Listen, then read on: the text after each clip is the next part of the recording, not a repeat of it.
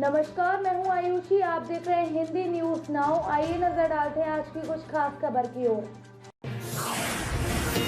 दलितों का मिलेगा साथ तो 2024 में बनेगी बात। 22% दलित वोट बैंक के लिए बीजेपी ने तैयार किया खास प्लान। दलित बस्तियों के डेवलपमेंट पर फोकस। 2024 को लेकर भाजपा पूरी तरह से इलेक्शन मोड में आ चुकी है। पार्टी ने अपनी तैयारी तेज कर दी है।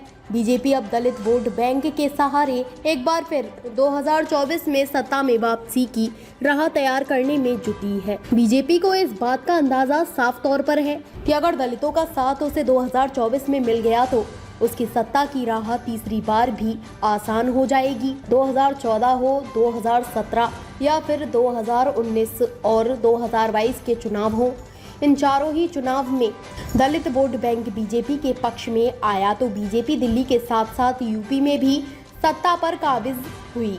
एक बार फिर वही विक्ट्री प्लान 2024 के लिए बीजेपी तैयार कर रही है। लखनऊ में भाजपा मुख्यालय पर अनुसूचित जाति मोर्चा की बैठक में पार्टी के सभी दलित सांसद, दलित विधायक, दलित समाज से आने वाले राज्यसभा के सदस्य और दलित समाज से आने वाले केंद्र और प्रदेश सरकार के मंत्री, जिला पंचायत अध्यक्ष, मेयर, नगर पंचायत के अध्यक्ष शामिल हुए। बीजेपी कार्यालय पर इस तरह से दलित नेताओं की इतनी बड़ी बैठक तकरीबन 2 साल बाद हुई।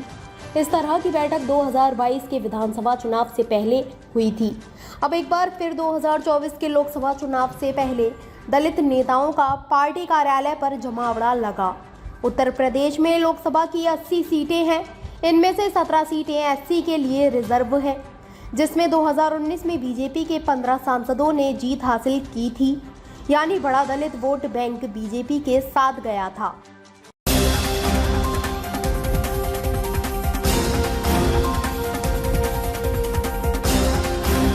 भारतीय एजेंसी आज से तय करेगी कारों की सेफ्टी रेटिंग।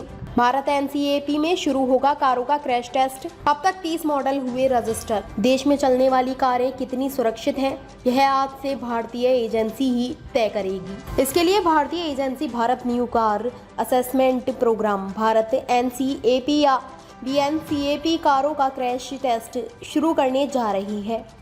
अब तक ऑटोमेकर कंपनियों ने कारों के करीब 30 मॉडलों को टेस्ट के लिए रजिस्टर करा लिया है।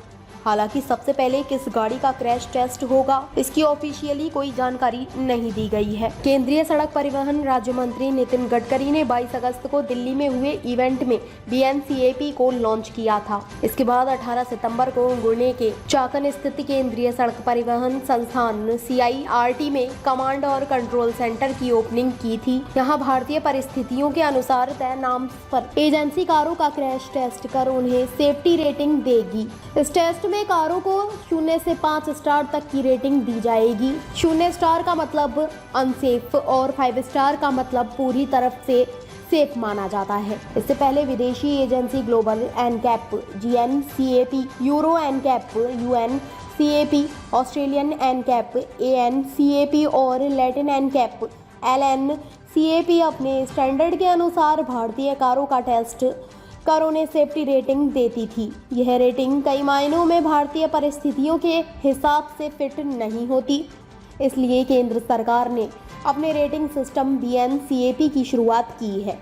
ताज़ा खबरों से जुड़े रहने के लिए हमारे चैनल को सब्सक्राइब करें और बेल आइकन को दबाना ना भूलें, ताकि हर खबर की नोटिफिकेशन आपको मिलती रहे।